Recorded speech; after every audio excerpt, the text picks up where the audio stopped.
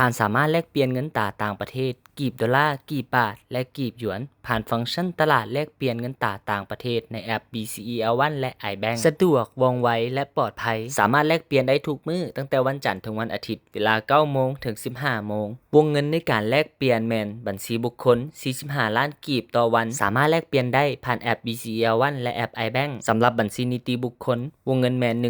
660 ล้านกีบต่อวันสามารถแลกเปลี่ยนได้ผ่านแอป iBank เพื่อให้เข้าใจขั้นตอนในการแลกเปลี่ยนหลายขึ้นนี่แม่นแผนวาดขั้นตอนในการแลกเปลี่ยน 1. ฝากเงินจากบัญชีธนาคารเข้าบัญชีของ LFX 2. ดำเนินการแลกเปลี่ยน 3. ถอนเงินจากบัญชี LFX เข้าบัญชีธนาคารของท่านเดี๋ยวคลิปนี้จะมาสาธิตขั้นตอนในการแลกเปลี่ยนเงินตราต่างประเทศผ่านแอป BCE L1 ขั้นตอนทำอิฐหลังจากเข้าสู่ระบบ BCE L1 ให้กดไปที่ไอคอน LFX กดเลือกบัญชีหลังจากนั้นให้กดเข้าสู่ระบบก่อนจะดำเนินการแลกเปลี่ยนได้ท่านต้องได้ฝากเงินจากบัญชีธนาคารของท่านเข้าบัญชี LFX ก่อนตัวอย่างต้องการจะเอาเงินกีบแลกเงินบาทแม่นให้ฝากเงินกีบเข้าไปและถ้าต้องการเอาเงินบาทแลกเงินกีบแม่นให้ฝากเงินบาทเข้าไปซึ่งในคลิปนี้แม่นจะเป็นการเอาเงินกีบแลกเอาเงินบาทขั้นตอนการฝากเงินแม่นให้กดไปที่เมนูฝากถอนหลังจากนั้นให้กดเลือกสกุลเงินที่ต้องการฝากแล้วป้อนจำนวนเงินที่ท่านต้องการจะฝากเข้าไป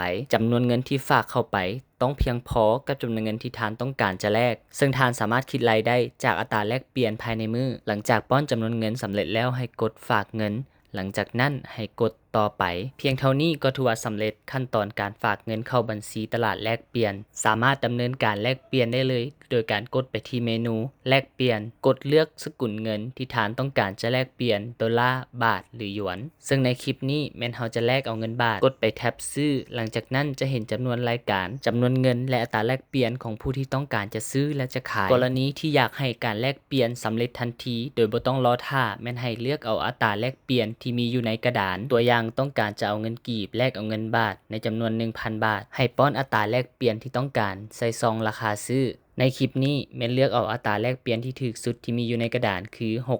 681.90 ป้อนจำนวนเงินเป็นสกุลเงินบาทที่ต้องการหลังจากนั้นให้กดเลือกจุดประสงค์แล้วกดไปที่ปุ่มยืนยันการซื้อกดยืนยันอีกเทื่อนึงจะสังเกตเห็นว่ารายการแลกเปลี่ยนจะสำเร็จทันทีในกรณีที่ทานใส่อัตราแลกเปลี่ยนที่ต่ำเกินไปอาจจะได้รอท่าเป็นเวลาโดนหรืออาจจะบ่สามารถจับคู่แลกเปลี่ยนได้หลังจากนั้นให้ไปที่เมนูฝากถอนเพื่อถอนเงินออกจากบัญชีตลาดแลกเปลี่ยนเข้าบัญชีธนาคารกดไปที่แท็บถอนกดเลือกสกุลเงินที่ต้องการถอนป้อนจำนวนเงินที่ท่านต้องการถอนหรือกดถอนทั้งหมดหลังจากนั้นให้กดถอนเงินเพียงเท่านี้ก็ถือว่าสำเร็จขั้นตอนในการแลกเปลี่ยนเงินตราต่างประเทศผ่านแอป BCE L1 เงินจะถูกโอนเข้าบัญชีธนาคารของท่านในทันทีสามารถถอนเป็นเงินสดออกหรือโอนให้บัญชีอื่นได้ตามปกติ